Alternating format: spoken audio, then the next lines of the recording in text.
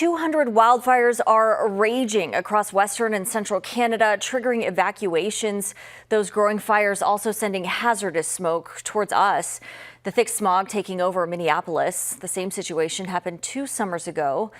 The EarthCam time-lapse video from June of 2023 shows the New York City skyline disappearing in heavy smoke due to wildfires in Canada. The air quality then was considered hazardous. It's this higher concentration that you're breathing kind of overwhelms your body and can lead to kind of the health issues that we expect from air pollution.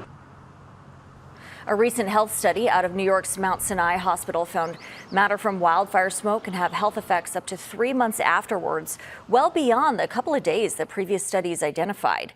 That's why health officials are telling people to check air quality levels and stay inside if it's not safe.